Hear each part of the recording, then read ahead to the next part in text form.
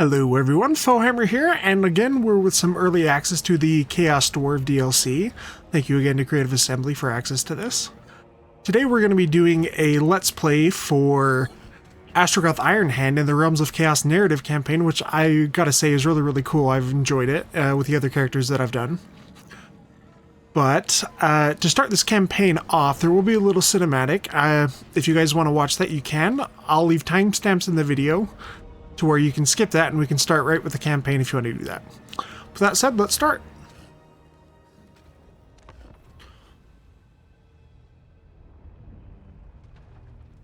Echoed throughout the mines of the Darwizar is a legend of immeasurable power hidden deep under the mountains.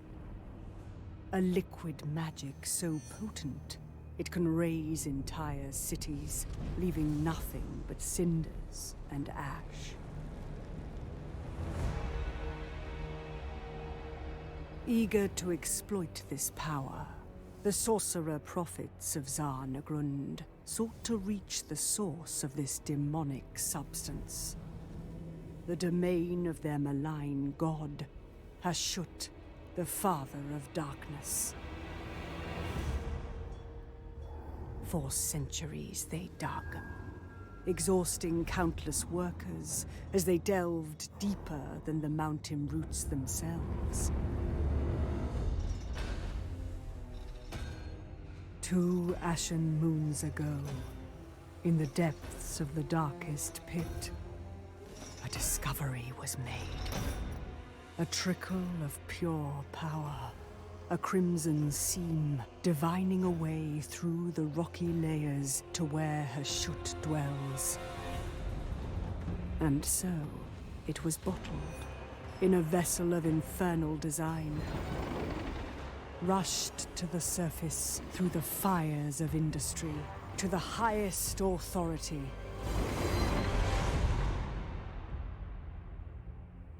In the council chambers of Astragoth Ironhand, it was presented.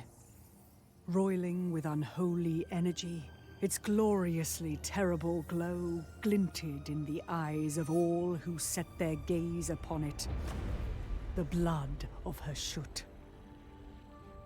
Far rarer than warpstone and gold, very few vials had ever been extracted from the mines.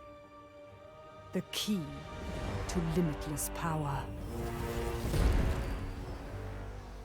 Exo arbu datangron, gras rinks tarain. Astragoth, High Priest of Hashut, roared to the god of darkness. And he replied. Ancient channels etched in rock flow with molten fury. A great drill shall be constructed, forged in the dread fires of the Darklands, imbued with strength to bore through the bedrock and breach a godly domain. Urtsi will shaba adu.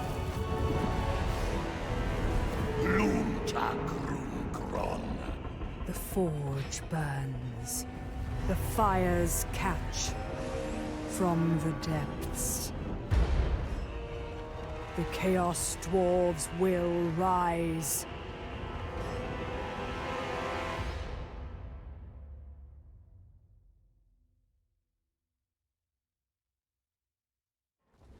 The Tower of Zarnagrund. The dread city, where all wealth and sacrifices flow. But Astragoth is absent from the capital, having taken residence upon the Zorn Uzkal.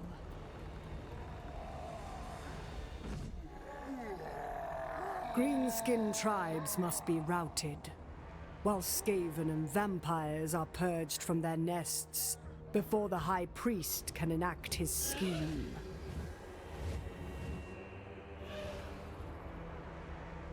And here, the site of Ironhand's intent. The great drill stands, but is not operational yet. Eras these groby megos. Mas kamzak mus barak show.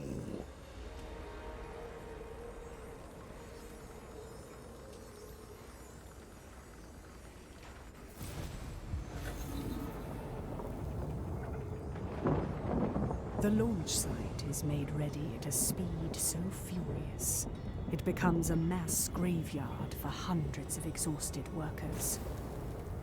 Expendable lives, for only the drill is of concern. The remaining construction must be imbued with dark sorcery, for the blood of Hashut lies not only in the darkest depths of the world, but in a godly domain where no mortal engine can reach it. 4 dwarf relics are required, each to be corrupted in the forges of the demon smiths. Only then shall the drill summon power enough to shatter solid rock and the foundations of reality itself.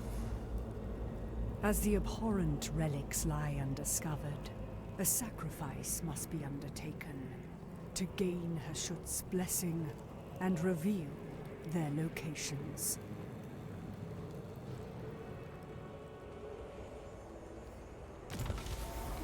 Alright guys, so now that we are actually starting the campaign, I just want to go over that. I'm not going to cover in detail all the mechanics of the Chaos Dwarfs, because I think, and I'm assuming you guys have seen most of well, their mechanics work, but if you guys would like me to explain things more as we go through, just leave a comment in the leave a comment saying so. Leave a comment in the comments, but no. Yeah, just leave a comment if you want me to explain more. But I'm going to go into this with the assumption that you have already seen some of the gameplay of how the basic mechanic works, so I'm not going to explain them too much.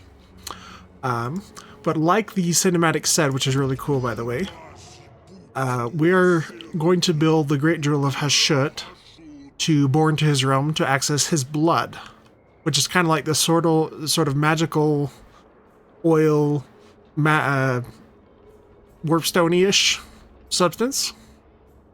Basically for unlimited power, as Darth Sidious would say. But yeah, so Astragoth Ironhand, he's really good at buffing bull centaurs. And he's a mixed caster of fire and the lore of Hashut. He's pretty good in combat, along with being a hybrid caster. So, let's get started.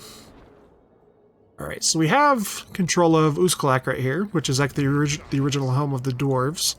The Chaos Dwarfs, I mean. But yeah, let's go about capturing our starting province, and then building the drill once we have enough supplies, raw materials I should say, to build up Uzkalak, and then we'll get our quest lines going on, so we can unlock the Dwarven relics to go after. But let's get this opening battle started. Let's have some black orcs. That can be a little bit more difficult, but we've got our blunderbusses, which you'll see if you haven't already seen them. They kind of decimate units when they get in range.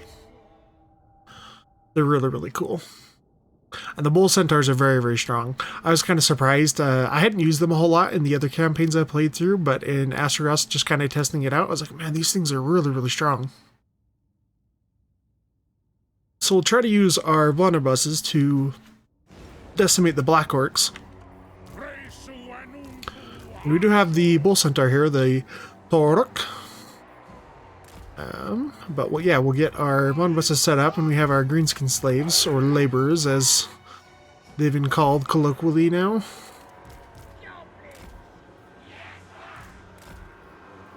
And we'll get these dwarf warriors.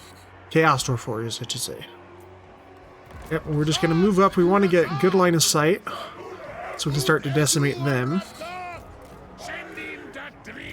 Send our laborers up. And try to do some poke damage with our magic. Burning Wrath is pretty cool. I think you guys have already seen this spell, but it's a magic missile that turns into a little small vortex when it lands. It's pretty cool. Doesn't do a whole lot of damage, the little vortex, but it is a respectable spell for what it costs.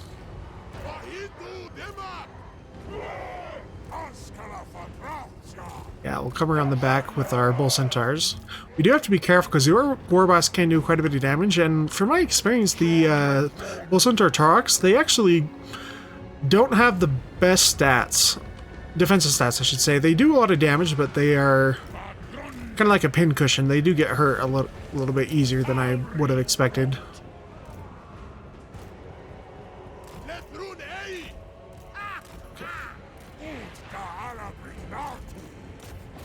We'll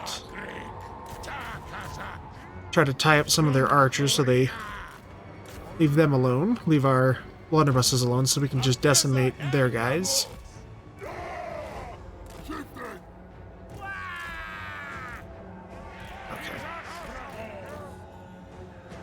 We just want to get in range of the Black Orcs, and then we're going to decimate them.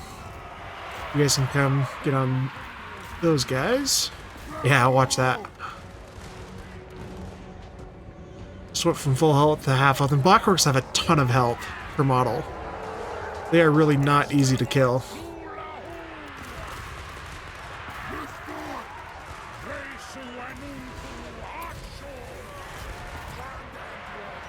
Yeah, so we'll try to do some damage to this Orc War boss. We'll get the Tark to come around.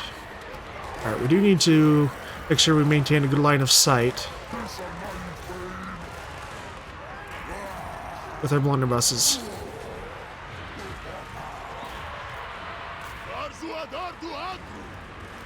Whoa, that was a big hit from their war boss. Wow. Did like a quarter damage. Quarter of our freaking HP. Okay, Bull Centaurs are doing pretty good. We did rout those Black Orcs. Now they can start to turn and start shooting these other guys.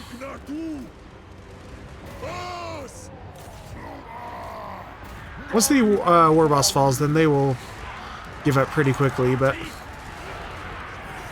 And we don't mind if we get a little bit of friendly fire on these guys.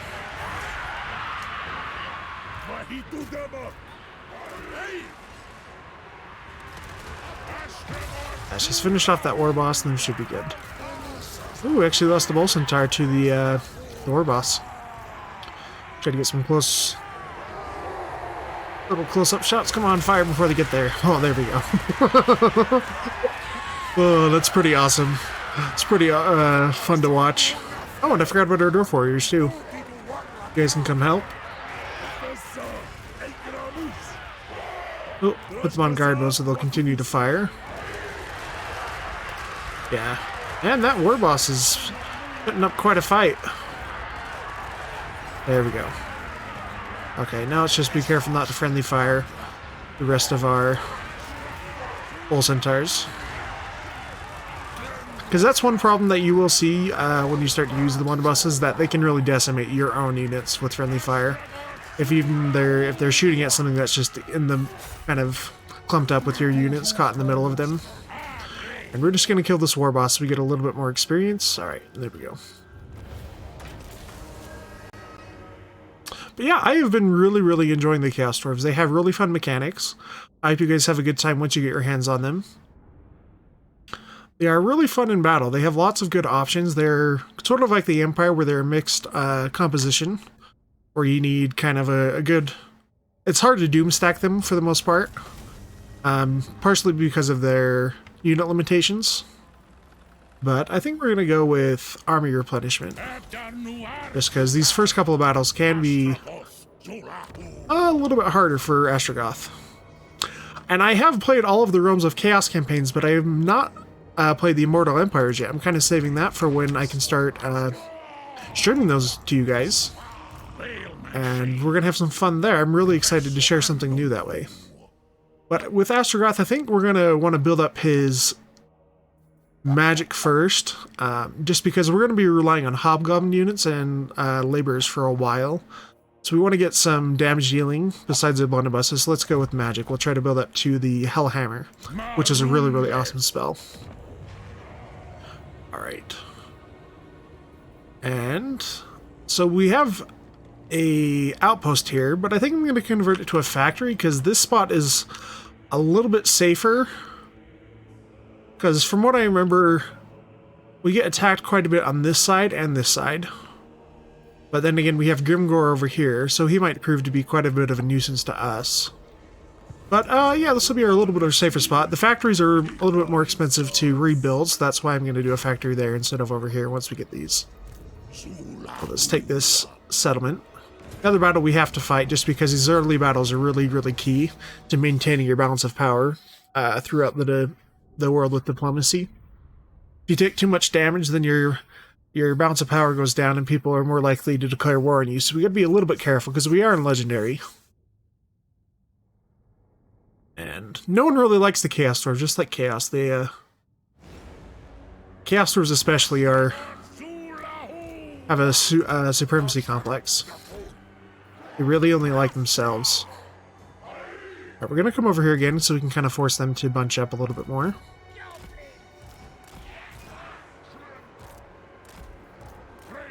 Okay. We will try to bring down these Goblin Wolf Riders. Our cavalry will smash them, even though we don't have the anti-infantry variant of the Bull Centaur renders.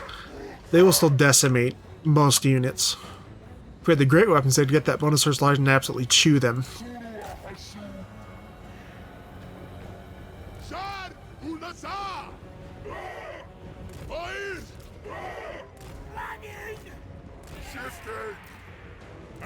Right.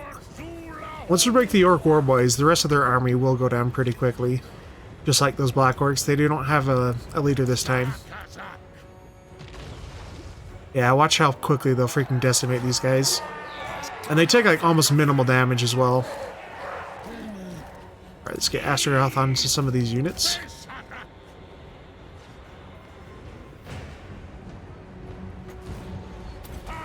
Yeah, they already broke those guys. Now we'll just go after these archers over there. You guys can wait. We need to wait for our blunderbusses to get into position. Yeah, so as you can tell, the Torok isn't the tankiest of hero. But he can dish out a lot of damage. Oh, let's pull our Bull Centaurs back. So we can draw their other units in. Try to shut down those Goblin Archers. Alright, these Bull Centaurs can come in for a big charge. Let's get some more spells on those Orc boys. Yeah.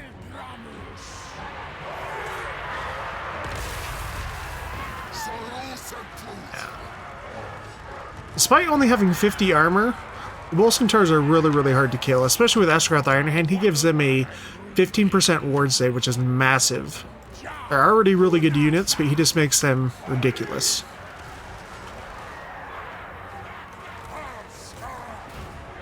Alright, we need to move our blunderbusses up and try to get on these Orc boys.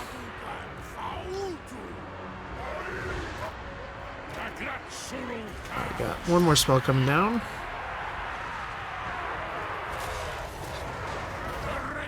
Wow, that was a terrible shot. That went straight into our guys. We'll line these guys up to get some shots over here. Yeah, we can basically just surround these guys and then we'll break them pretty quickly, even if we can't get a whole lot of shots into them with our blunderbusses. Alright. Try to get these goblins before they come back. That's just a matter of grinding them down. Good broadside right here. We'll probably get some friendly fire right there, but... yeah, just a little bit. But yeah, we did break them. Oh, it's because we got both of them shooting. It's like, that was a big volley. Okay, didn't take too much damage. The laborers we can easily replace. But we did take a little bit more damage on our Torok than I would have liked. But now that we can sit in the settlement, we'll replenish almost all of these losses. We can start to recruit some hobgoblins, I believe. And work towards getting Gorda's Backstabber, our legendary hero for the Chaos Dwarfs. Okay.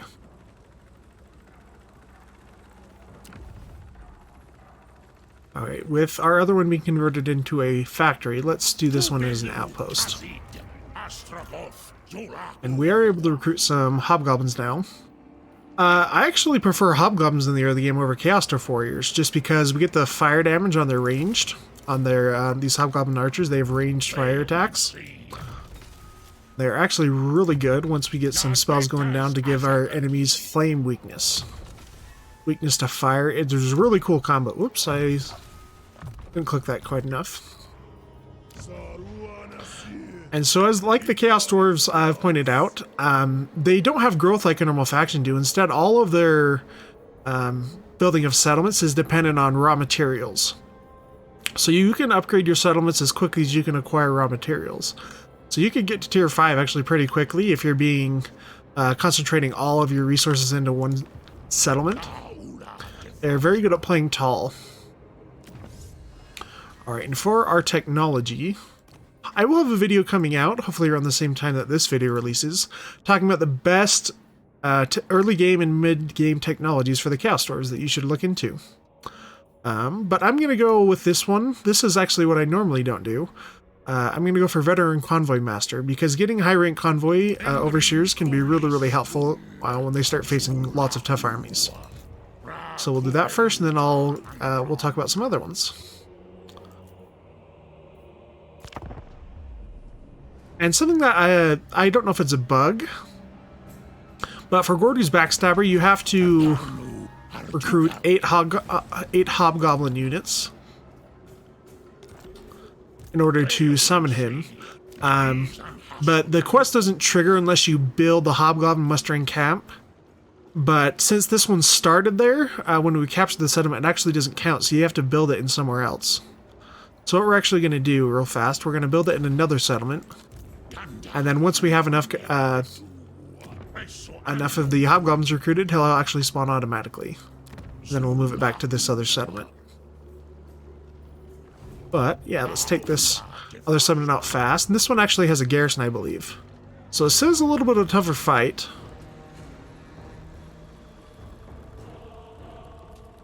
Yeah.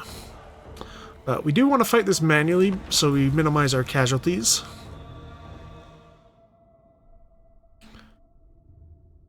This settlement battle, I actually enjoy settlement battles. More on the defensive side than when you're attacking, but early game they can be a little bit irritating just because some of the maps aren't the best. Like this one, I've played in other campaigns, and it's a little bit irritating trying to navigate through it. But I guess that's exactly how it's supposed to be for the defender.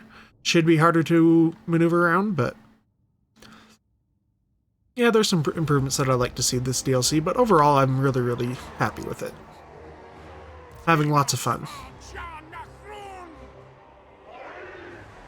Alright, where's a good avenue of attack though? We don't want to bunch up too bad, because we don't really have good magic to fight them quite yet.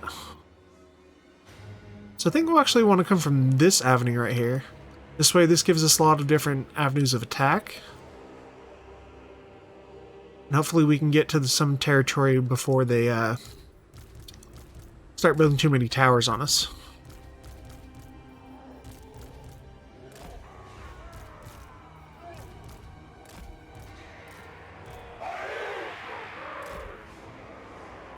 Alright, I think that's everyone. Yeah.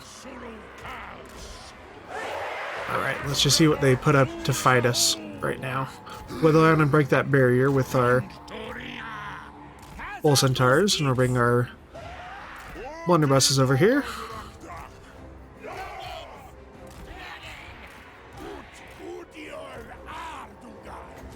This garrison does have quite a bit stronger units than our other ones. Oh, and there's a tower up there, so I actually might take let's take our blunderbusses up this way, actually. We'll shoot those towers before they can do too much damage to us.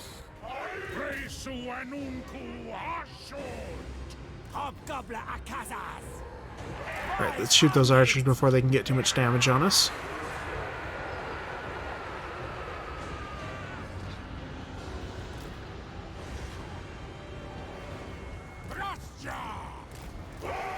And these goblin slaves over there on this way. Yeah, so you can see their fire arrows actually shooting down. That's a really, really good component to getting the most out of hobgoblins later on. And especially once you get a spell from the Priest of Hashut that actually imbues fire weakness on their enemies. Oh, they're actually going to fight us for it over here, huh? Okay, well, once we break down this barrier, we'll do a lot better. That way we can maneuver around a little bit. Oh, both centaurs are trying to come around a little bit. How our blunderbuss is doing. Okay, let's shoot this tarot down. Tarot down. Tower. Okay.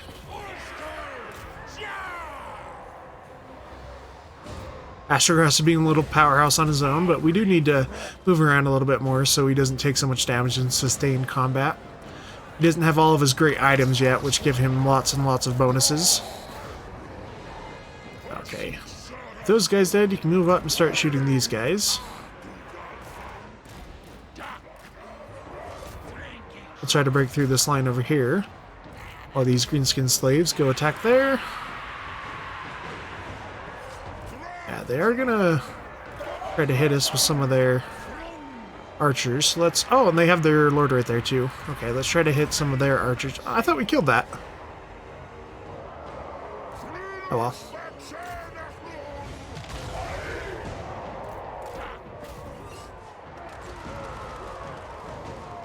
Okay, we'll decimate that unit though.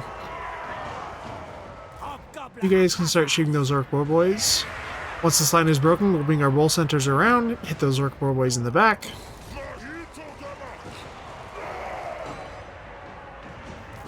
What are you guys doing? Okay, you guys chasing them down. Bull centaurs come this way. We'll hit them. Our hobgoblin archers can start moving up.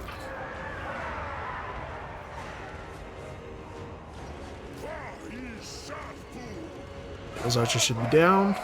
They're actually retreated from our blunderbusses, huh?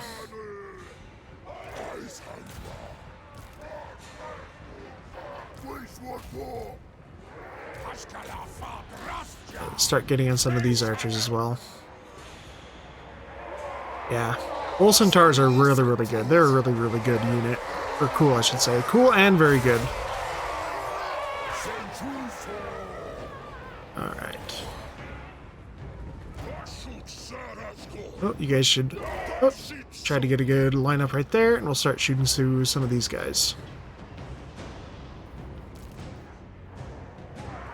Okay, with them broken, let's get on them. Let's try to shut some of those archers down. Where are our hobgoblins? Move right there. Yeah, that's pretty sweet. How much damage do they do per volley? 50? With... Well, I guess that's a shotgun. Okay. Well, I know it's a shotgun, but I didn't know it was actually programmed that way. That's really cool.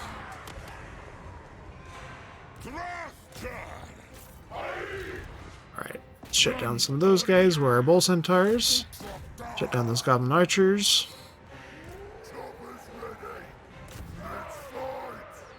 Chopper's ready.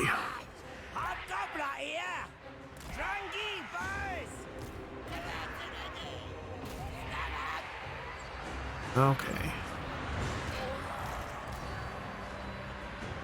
Yeah, even though they do have shields, they do still take quite a bit of damage. I think they only have bronze shields, although they do have silver shields. Okay, I was thinking, Leon, that they had bronze shields, so they get a 55% block chance, whereas like a bronze shield will give you like 25% if I remember right.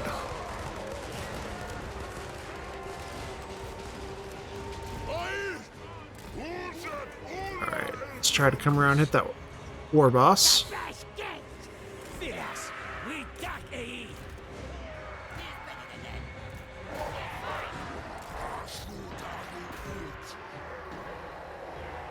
Send one of those goblins over there to fight those archers, just to make sure that they're not getting away with anything. Ooh, I do need to shoot them though. That was a little bit of a mistake on my part. I did not keep my eye over here. Because the orc war boss will do lots of damage to them. We need to try to kill those goblins as quick as possible. Oh, and he's going to tie up both of our guys. It's not good. A little bit of a miscalculation on my part. Alright, let's charge some of these guys.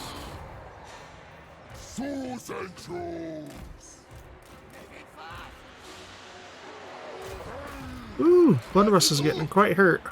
Come on. We'll try to tie one down and let the other one shoot. Oh, get off the wall. Sorry, I'm not trying to have you do that.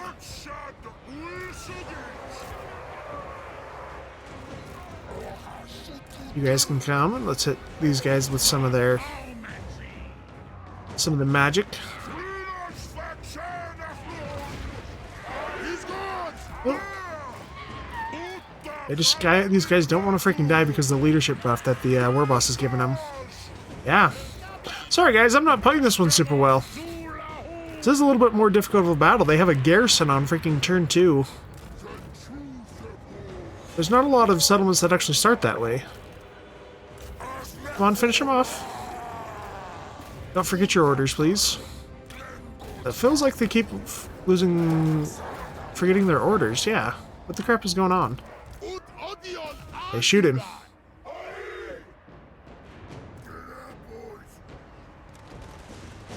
There we go.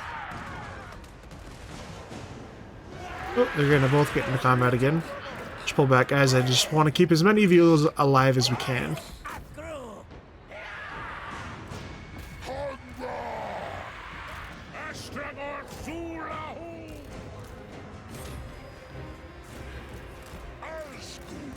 Yeah, I did not realize the Orc War Boss was on that side.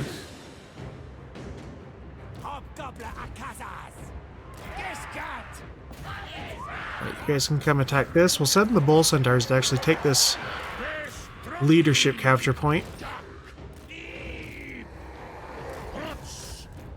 Got to make sure some of those guys don't come back.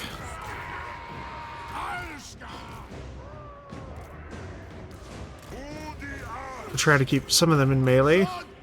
At least for the time being. Try to set up with these guys to get some good shots off. Oh, he's going to chase them all the way around. Okay. Astragoth, you can come back and help over here. We really need you to fight them. Get our archers up here, shoot those Orc War boys. Try to send our Tarok to go after them. If we lose a blunderbuss this early, I'm in trouble. Not really, I mean, we'll all keep going no matter what the campaign gives us, but it's definitely not the best start I've ever had.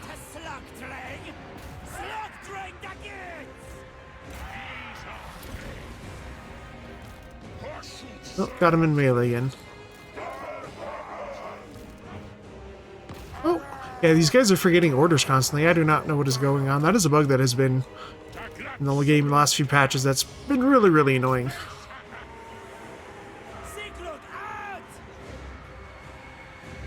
Yeah, this is a tough battle. Return 2, fighting a garrison settlement is a lot harder than you'd think. Especially when all their units keep coming back.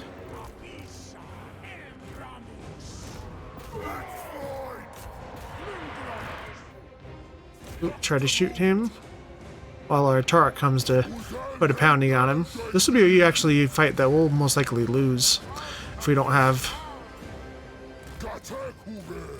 Try to get some shots off, and then retreat our guy out of the way so that they get clear line of sight. Yeah. He's taking quite a bit of damage from... I mean, he's blocking quite a bit of damage from his shield, but yeah. He was the main linchpin of that army. We just didn't get to him fast enough, and now we lost some units because of that. But not too bad.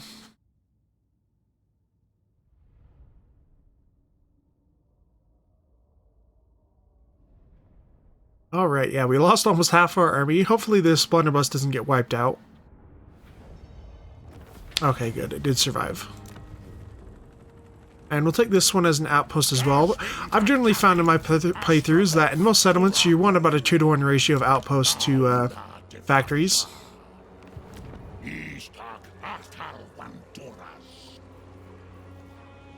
Right, we want to start bumping up our strip mines so we can get more raw materials per turn.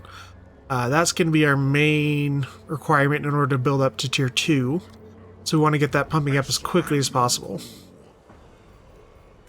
Get more archers, since that's our main damage dealer at the moment.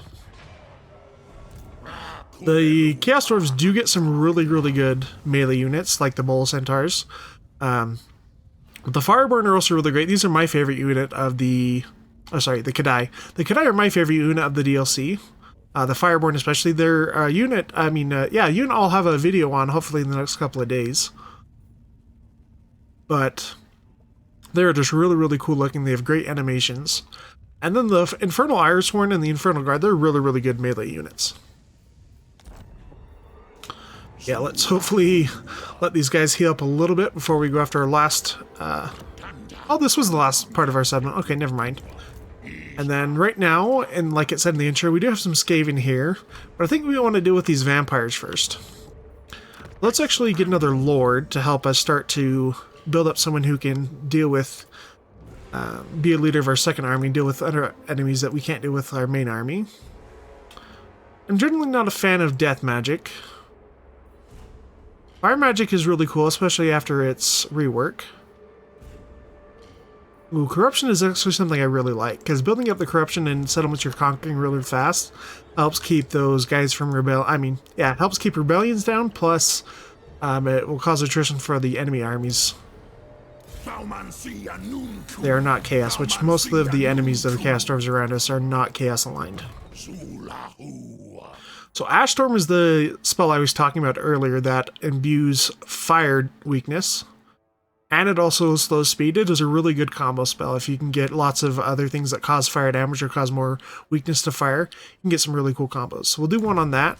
Next we'll do Killing Fire, which is the passive for the Lord of Hashut. It does a little AoE damage around the caster. And do we want to recruit some guys globally as well? Not right now, because there's still 2 turns, so we don't want to sit around that long. And we'll wait to build anything here until we get to tier 2, because then we can start going after some of our better units. But for our Bull Center Toruk, control is actually something I normally don't do, but because the Chaos Dwarves rely so heavily on a slave economy, it can be really good to get the control, especially if you're going to have one army sitting in some of your settlements to protect them. So we'll do one there, and we'll start building up his melee line. Alright, we're just going to go for this control. Because as you can see, the slaves, just like they did in Warhammer 2, slaves cause public order control, as it's called in Warhammer 3, public order penalties. So we're going to want to maintain as much control as possible. And the higher our control is, that's something I haven't heard a lot of creators talk about. But the higher your control is, the less labor you lose per turn. So once you can get, if you can get your settlements in really high control, they'll produce a lot more consistently with your resources if you can maintain that high control. But you've got these little offerings that you can do for us. We can set an example and that'll give us. But another really good thing to do if you need some money, you can always sacrifice some labor there, which we probably could in these early turns because we don't have too much factories up to start producing our materials. Or I think my favorite is going for the Conclave Influence, which we'll unlock later once we get 75 Conclave Influence. Tough word right now. Where you can start to get some bonuses. But yeah, we'll build up Conclave Influence. That's something that Astragoth Ironhand already gets a bonus to. See right there, we get 10% more Conclave Influence from all sources. So it'll let us develop all of those bonuses a lot faster than the other factions. But let's get on to the next turn.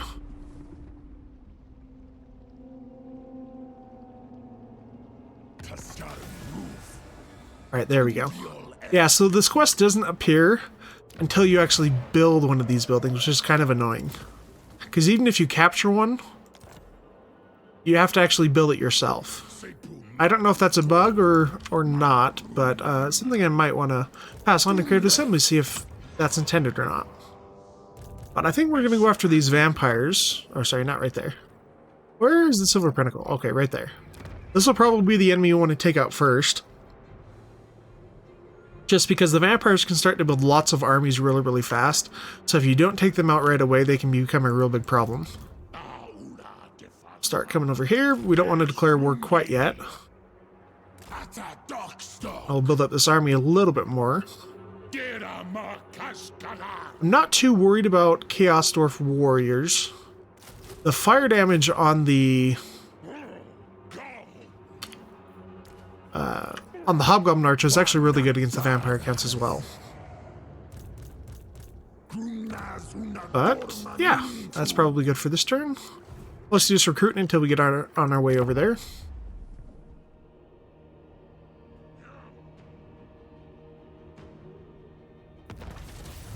Okay, and there he is.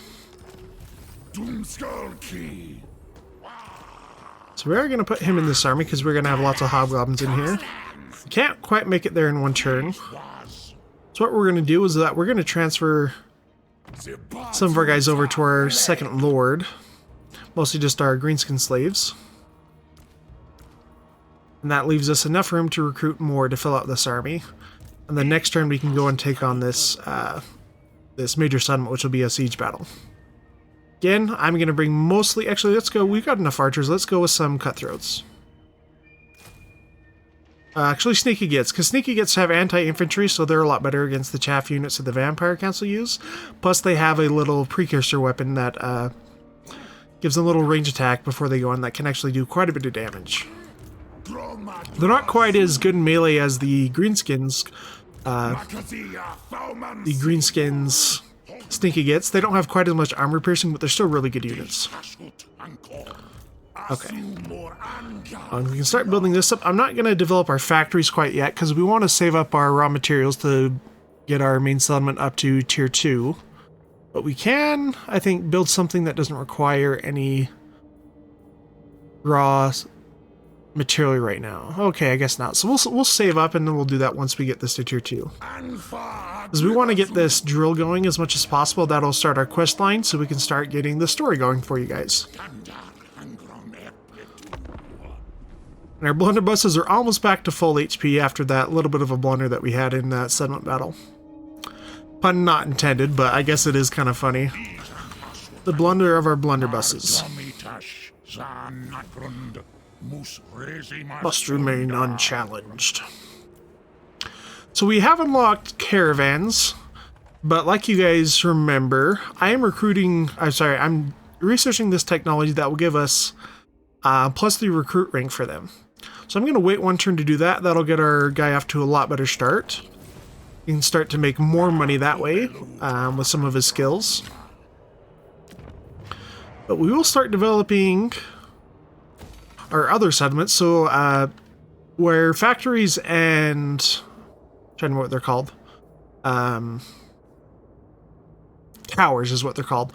And province capitals. So they all develop with raw material, but your outposts are developed with gold, like any other normal faction. Yeah, let's go take on the Vampire Council right now. Ooh, if we can actually get them outside the settlement, that may be much better for us, because then they don't get all the defenses. Let's see if he's actually going to... Okay, he's going to retreat. That might get us...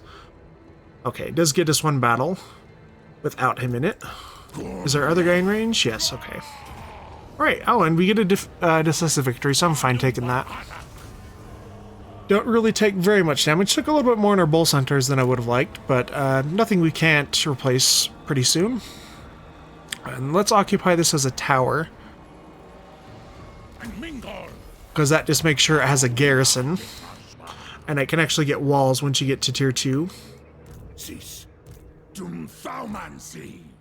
something I'm going to do, because this guy's probably going to try to besiege the settlement because he doesn't own a settlement anymore. We're going to come out with our main army so that if he besieges the settlement, we don't actually take any attrition that way. So our main army can start to heal back up.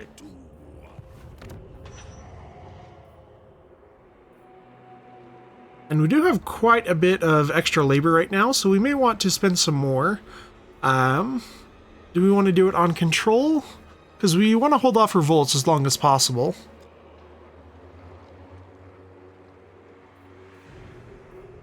Or we can go over for conclave influence. I think we do... let's do more conclave influence. We can deal with a rebellion if that happens. And we'll look at the first bonuses we can start to get. So you do compete with the other Chaos Dwarves when you do this. And the higher tiers of the tower unlock as these other ones below it are completed. I like to go for the bonuses that give you raw materials first, and there's one that gives you armaments. But first, actually, I'm going to go for this one that gives us Winds of Magic reserve per turn. It's something that the Chaos Dwarves do not have a channeling stance to develop with their Winds of Magic. So having your Winds of Magic constantly full is actually really, really important in my opinion. So that's what I'm going to start with, and afterwards we're going to go after raw materials and armaments if the other factions don't claim those first.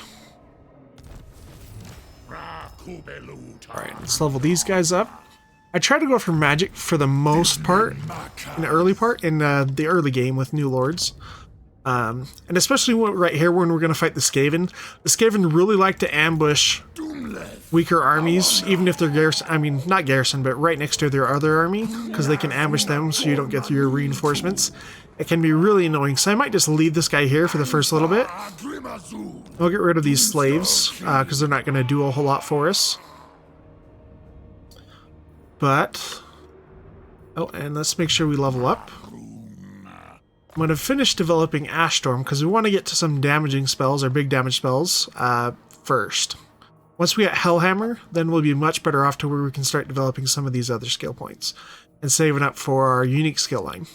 Because Astragoth does have some really good skills that we'll come to later. No more training on that guy. Gordus does have some really good buffs for buffing hobgoblins. So I'm going to do a little bit of replenishment first, but then we'll save up for some of the buffs you can get. Yeah, and I believe they're going to try to besiege this to take the settlement, so this will avoid us taking attrition with their main army.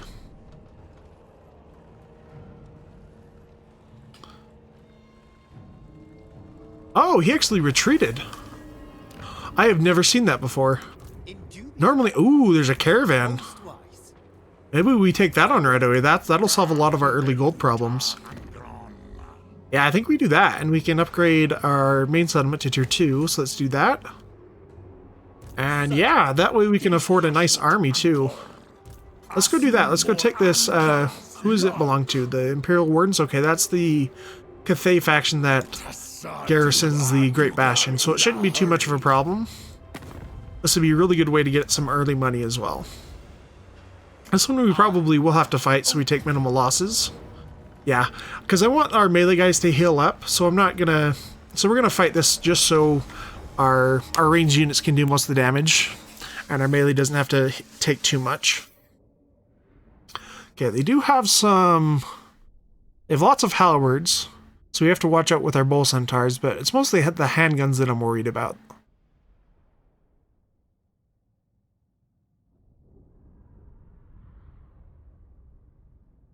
The part petrified form of the High Priest of Hashut betokens his status as the most ancient living sorcerer of Dazar Nagrand. That's something with Astragoth Ironhand, is that he is over 1,000 years old, and that's very, very old for a dwarf. He actually may be the oldest living dwarf in the setting. Okay, where do we want to go with these guys, though? We'll try to force them up against this rock so that we can get a little bit more concentrated fire on them. Monobuses are back up to full health. We'll put our greenskin laborers in the front. We'll try to keep our dwarf warriors in the back just so they don't take quite as much damage.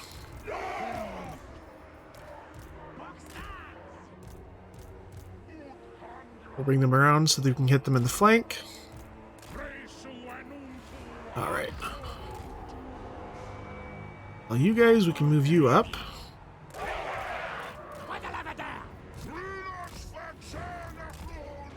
Come around for a flank with our cavalry. We just gotta watch out for all those halberds. Start getting some magic down into their... The Jade halberds have quite a bit more armor, but the normal halberdiers of the Empire have a lot less armor, so let's go after them. Maybe we want to try to hit some handgunners and the crossbowmen.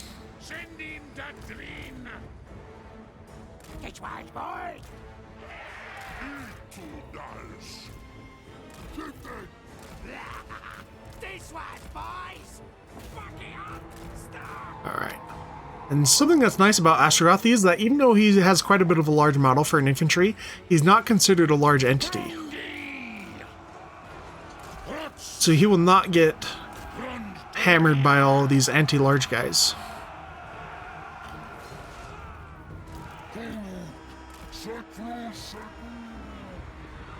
Okay, we are almost in range. Once we are in range, we'll start firing with all of our... Oh, I was going to say, there you see the precursor weapons of all of our... Ooh, what do they get hurt so much by? Okay, these guys can start shooting, though. And Ash Storm will imbue fire weakness, so watch how much more damage we'll get off those guys. We'll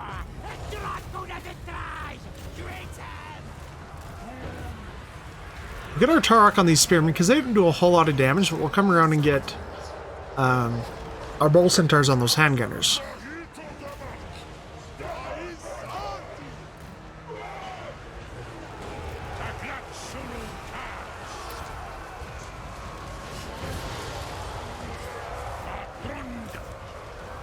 Oh, spell didn't quite go off.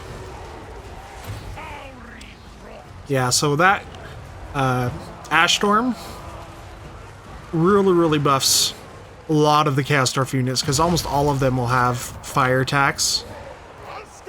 So it really allows you to do a lot of damage. Ooh, we're getting shot quite a bit from our own guys right there, so let's be a little bit more careful. Let's get most of our archers firing on these guys over here. Or these other three can shoot those other halberds. Alright, and once we finish off that Lord, it should be game over, man. Game over! Oop, try to get the sun right there. Alright, and there we go, and this will wipe them out. Let's just try to kill the Lord, because that gives us a little bit more experience. Oh, come up here and shoot him. Alright, there we go.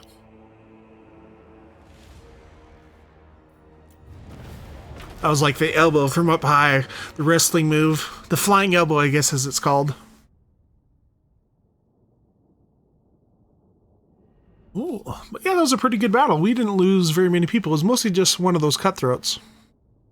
And hopefully with both of our armies we'll get around, I'm hoping 10,000?